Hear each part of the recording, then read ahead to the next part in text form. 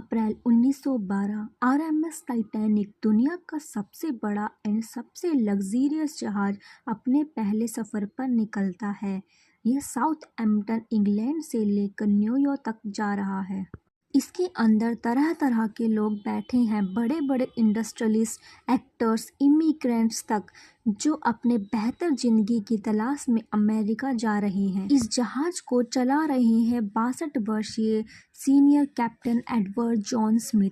इस जहाज को लेकर बहुत एक्साइटमेंट है मीडिया में, पैसेंजर्स में। ये दुनिया की सबसे बड़ी शिप है। इसकी लेंथ 269 मीटर एंड इसकी हाइट 53 मीटर है। इस जहाज को बड़े ही लग्जरियस तरीके से बनाया गया है। इसको बनाने में लगभग $7.5 मिलियन की कॉस्ट पड़ी। 5 स्टार होटल को भी पीछे छोड़ने वाली सजावट है। इसमें स्टेन्ड ग्लास खिड़कियां, heated swimming pool, electric bath, एक जिम, 4 रेस्टोरेंट्स, 2 बार्बर शॉप्स और लाइब्रेरी तक है। इसके अंदर इस तरीके के सेफ्टी फीचर्स यूज़ किए गए हैं कि इस जहाज़ को अनसिंकेबल माना जाता है कि ये कभी डूब ही नहीं सकती, ये इतनी सेफ है। इसको वाइट स्टार लाइन कंपनी ने बनाया था। इस कंपनी के वाइस प्रेसिडेंट भी पब्लिक के सामने कॉन्फिडेंसली ये बोलते हैं कि ये जहाज़ अनसिंकेबल है। फिर सफ़र पर निकलने के 2 ही दिन बाद 12 अप्रैल 1912 को इसको वार्निंग मिलना स्टार्ट हो गई कि टाइटैनिक जो अमेरिका की ओर बढ़ रहा है, वहाँ रास्ते में बड़े बड़े आइस के पहाड़ मौजूद हैं। बट टाइटैनिक अपनी स्पीड को कम नहीं करती, वो उसी स्पीड से बढ़ती रहती है। फिर 2 दिन बाद 14 अप्रैल 1912 को 7 और आइस वार्निंग मिलती है टाइटैनिक को, बट कैप्टन स्मिथ इन सबको इग्नोर करता है और उसी स्पीड से आगे बढ़ता रहता है। फिर धीरे धीरे रात हो जाती है। इस दिन की यही खास बात थी कि इस रात को चांद की रोशनी नहीं थी, कुछ भी आसानी से नहीं दिख पा रहा था। जहाज के सबसे ऊपर एक लुकआउट पॉइंट होता है, जहां पर एक व्यक्ति को हमेशा बिठाया जाता है। वह व्यक्ति यह पुष्टि करता है कि आगे कोई ट्रैफिक तो नहीं है और आगे आने वाले सभी खतरों के बारे में वो कैप्टन को सचेत करता है। फिर उस रात एक व्यक्ति उस पॉइंट पर बैठा था। वो अचानक से अपने सामने देखता है एक बर्फ का पहाड़।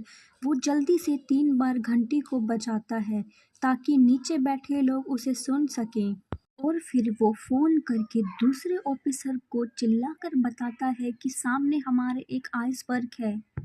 फर्स्ट ऑफिसर इस इंस्ट्रक्शन को सुनते ही जहाज को लेफ्ट डायरेक्शन में टर्न करने को बोलते हैं, बट अनफॉर्चुनेटली बहुत देर हो चुकी थी। जहाज जाकर इस आइसबर्ग से टकरा जाता है। वो आइसबर्ग कोई छोटा मोटा आइसबर्ग नहीं था।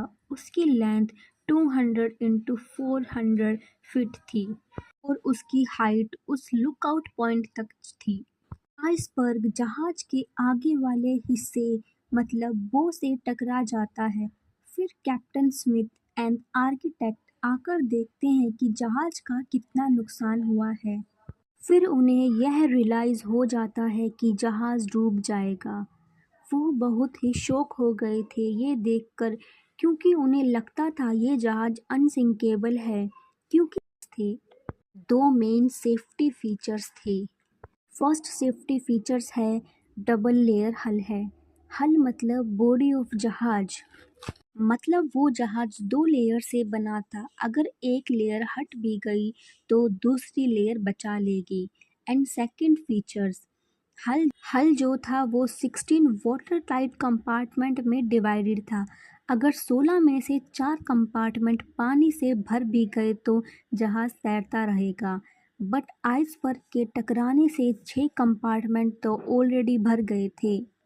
एंड जब आइसबर्ग जहाज से टकराया तो वो साइड से टकराया था, जहाँ पर सिंगल लेयर ही थी। तो इससे उन्हें रियलाइज़ हो गया कि जहाज ये डूब जाएगा। फिर इस घटना को देखते हुए मिस्टर स्मिथ ऑर्डर करते हैं अपने टीम मेंबर को कि रेडियो से वो सिग्नल भेजे, आसपास कोई जहाज हो तो वो डिटेक्ट कर ले और इन्हें बचा। पर उन्हें कोई भी सिग्नल नहीं मिलता।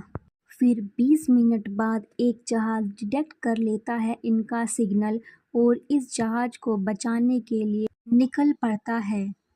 बट उस जहाज को अपनी टॉप स्पीड से भी 3 से 4 घंटे लगने वाले थे टाइटैनिक तक पहुंचने के लिए। क्या 3 से 4 घंटे में भी टाइटैनिक का जहाज बचा रह सकता है?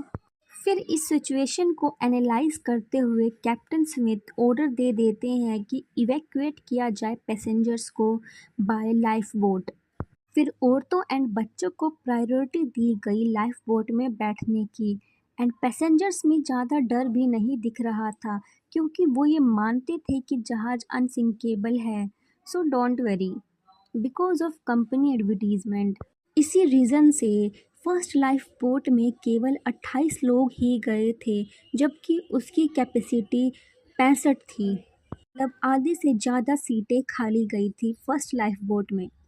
फिर धीरे धीरे जहाज का आगे का हिस्सा डूबना स्टार्ट हुआ तो लोगों को रियलाइज़ हुआ कि वो डूब जाएंगे, तो वो लड़ने लगे लाइफ बोट में जाने के लिए। एंड यहाँ पर केवल 20 लाइफ बोट ही थी।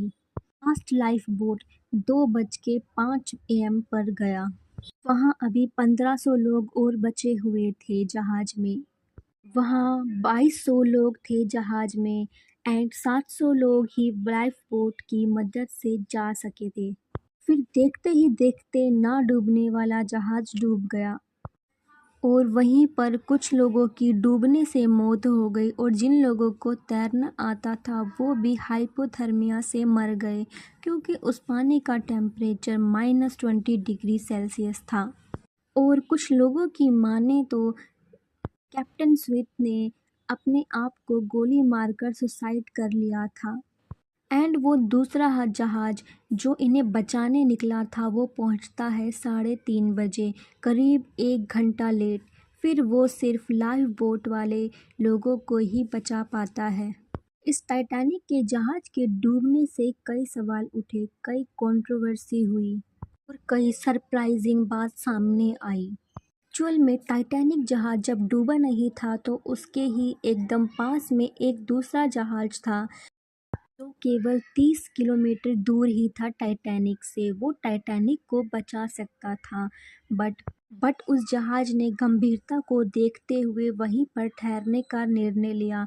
वो खतरे को समझ गए थे और उन्होंने अपने रेडियो सिग्नल्स बंद कर लिए थे जिसके कारण उन्हें कोई भी रेडियो सिग्नल नहीं मिल पा रहा था टाइटैनिक का। अगर उन्हें वो सिग्नल मिल जाता तो वो 1500 लोग बच पाते। आपकी क्या राय है इस पर, आप कमेंट पर बताएं।